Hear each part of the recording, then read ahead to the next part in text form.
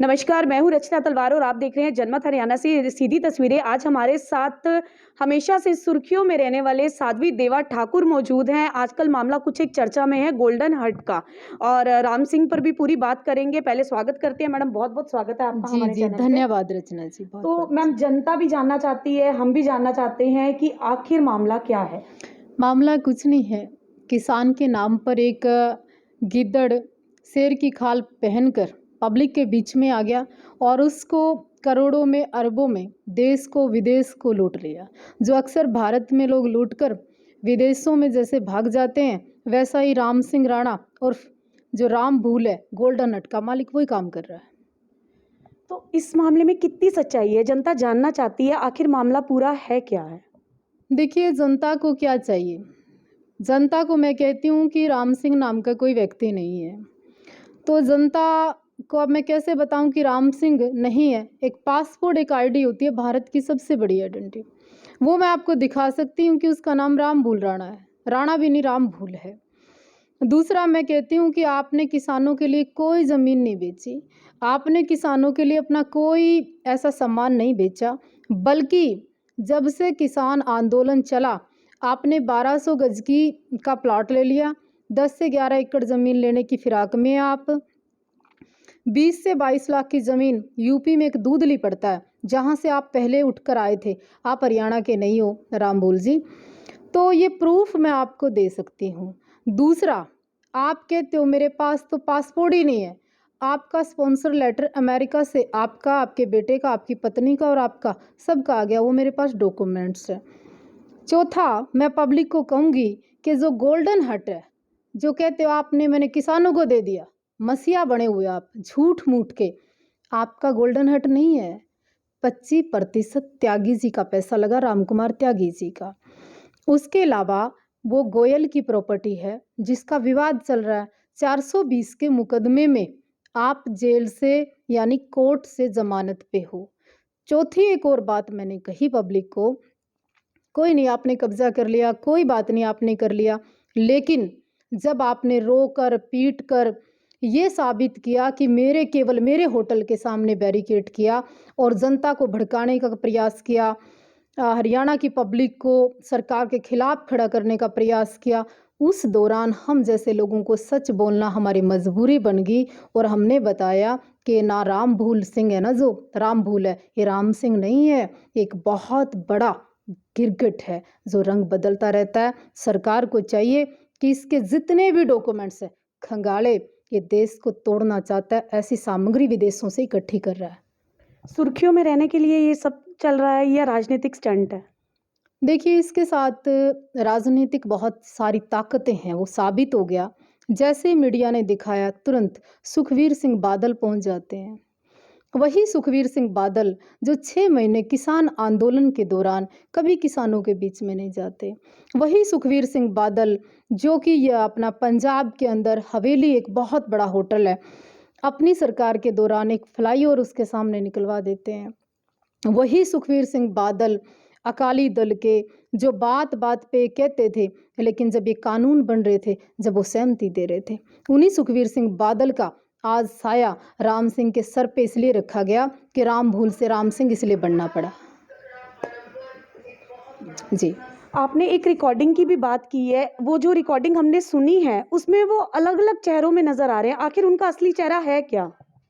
जब ये सारे तथ्य, सारे डॉक्यूमेंट्स के साथ पूरी फाइल मीडिया के सामने हम रखेंगे, सारी रिकॉर्डिंग आपके सामने हम रखेंगे और जितनी भी सच्चाई है, जो आपने इतनी मोटी फंडिंग विदेशों से आपके, आपके परिवार के नाम, आपके बेटे के नाम, आपके और भी कई रिश्तेदार हैं, उनके नाम आई है। जब उसका तथ्य पब्लिक जानेगी, तब आपको पता चलेगा कि ये किसान नहीं, ये होटल का कब्जा बचाने के लिए किसानों के कंधे पे रख के चलाने वाला वो व्यक्ति है जो कि भिड़वा के मरवाना चाहता है। मतलब वो किसानों की आड़ में खुद अपना उल्लू सीधा करना चाहते हैं। निस्संदेह मैडम, बिल्कुल निस्संदेह। अगर ऐसा नहीं होता तो वो ऐसे चैलेंज नहीं करता कि 2 तारीख को सरकार या तो बैरिकेड हटा ले, नहीं तो 2-2 हाथ आमने-सामने कर ले। एक आम व्यक्ति तो नहीं बोल सकता। वो ना तो धंधन सतगुरु है, ना रामपाल महाराज है, ना राम रहीम है, ना उसके पास इतना पावर है। तो किस ऐसी ताकत के बल पर वो चैलेंज कर रहा है हरियाणा की सरकार को? इसका मतलब उसके पास इतनी अथाह संपत्ति आ गई, इतना अथाह पैसा आ गया, इतनी पॉलिटिकल पावर आ गई, तो वो हमारे ही प्रदेश में खड़े होकर हमें चैलेंज कर रहा है। मतलब अभद्र लैंग्वेज का भी यूज़ कर रहे हैं, भाषा अलग यूज़ कर रहे हैं, आपको उस पे क्या कहेंगे? आपकी हरियाणा की मानव आयोग, महिला आयोग से पूछना चाहती हूँ, क्या मुझे प्रूफ करना पड़ेगा कि मैं एक महिला हूँ? क्या मुझे प्रूफ करना पड़ेगा कि मेरी इज्जत है? क्या मुझे मांग करनी पड़ेगी जो बेटी बचाओ बेटी पढ़ाने की बात करती है आपकी सरकार? मैं पूछना चाहती हूँ, एक महिला को शराब मीडिया के अंदर आकर अमर्यादित, अभद्र भाषा में लज्जा को एक साइड करके एक पुरुष गाली दे देता है, कहता है कि मैं बाथरूम की नोक पर समझता हूँ ऐसे लोगों को, साध्वी देवा ठाकुर को, और उसके खिलाफ कार्रवाई नहीं होती। महिला आयोग संज्ञान नहीं लेता, अभी तक चुप। देश की बड़ी बड़ी धर्म की बात करने वाली, संस्कृति की बात करने वाली आरएसएस, बजरंग दल और भी कितनी संस्थाएं क्यों चुप है? बाहर आइए ना, देश टूट रहा है। चैलेंज किया जा रहा है आपको, और लेकिन आप विद डॉक्यूमेंट्स, आपके पास सारे प्रूफ हैं, उनके पासपोर्ट भी है, आधार कार्ड भी है, उस पे आप क्या कुछ कहेंगे? आपको क्या लगता है देवा ठाकुर दौड़ जाएगी? वो क्या कहता है, देवा ठाकुर को सुर्खियां चाहिए? क्या कहता है कि देवा ठाकुर बकरी की बच्ची है क्या, बांध के ले जाएगा कोई? मेरा नाम पूरा साध्वी देवा ठाकुर है। मैंने संघर्ष किया अपने जीवन में और बचपन से सीखा है। भूखी का एक केस दर्ज हो जाता है राम भूल के नाम पर, ट्रक चोरी चावल का केस दर्ज हो जाता है, देवा ठाकुर उनमें से नहीं है। देवा ठाकुर का अपना वजूद है।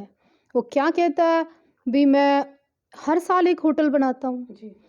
एक छोटी सी बच्ची मीडिया वाली, उसको अपनी दहेज की गाड़ियां दिखाने की जरूरत पड़ जाए, इतनी ओछी मानसिकता के आदमी को लोग किसान कह रहे हैं, किसान उसको मसीहा मान रहे हैं। मैं उसको इंसान भी नहीं मानती। सरकार से कोई अपील करना चाहेंगी? मैं दोनों हाथ जोड़कर हमारे माननीय मुख्यमंत्री जी से पूछना चाहती हूँ कि सात्विक, पवित्र और इतने अच्छे विचारों के बाद आप अपने प्रदेश का संज्ञान क्यों नहीं ले रहे हैं? आपकी बिल्कुल जीटी रोड के ऊपर 1 से 2, 4, 5, 6 ढाबे के नाम पर सारे अवैध, सारे गलत काम हो रहे हैं। आप खंगाल दीजिए ना। अगर आप इसके ऊपर सख्त कार्रवाई नहीं करेंगे तो और कोई फिर ये दुस्साहस करेगा और इससे हरियाणा प्रदेश की बदनामी होती है। कुछ चुनिंदा लोगों का कहना है कि बीजेपी ने आपको खड़ा किया है ये सब करने के लिए। वो जो लोग हैं, पहले तो उन लोगों के बारे में बताओ कि वो लोग कौन सा है, मैं भी मिल लूँ उस लोग से। दूसरी बात, अगर कोई दम रखता है, मर्द का बच्चा सामने आके बात करे, मैं जवाब दूंगी। पर सामने आने को तो कोई तैयार नहीं है। अगर आपके करनाल में मीडिया के बड़े बड़े हब चलते हैं, आपके करनाल की मीडिया के लोग जो दावा करते हैं, जो खुलासा करने की बात करते हैं, देवा ठाकुर निमंत्रण दे रही है, आइए मुझसे 2 बात करिए। दूसरी बात, सबको अपना अधिकार है बात करने का। अगर आप बार बार राम सिंह के मुंह के आगे माइक अड़ाकर सहानुभूति दिलवा रहे हो, पैसा दिलवा रहे हो, तो मेरी बात भी सुनिए ना। अगर मैं झूठ हूं साबित करके जाइए। अब हम इस इंटरव्यू के बाद, आपकी बात के बाद राम सिंह से जरूर मिलेंगे। कोई मैसेज देना चाहती हैं उन्हें? मैं बोलना चाहती हूँ कि मेरे भाई, दूध का दूध, पानी का पानी यही होता है। आप तो कुछ भी नहीं, कंस और रावण का भी समय नहीं रहा। आप तो राम को भूले हुए व्यक्ति हो।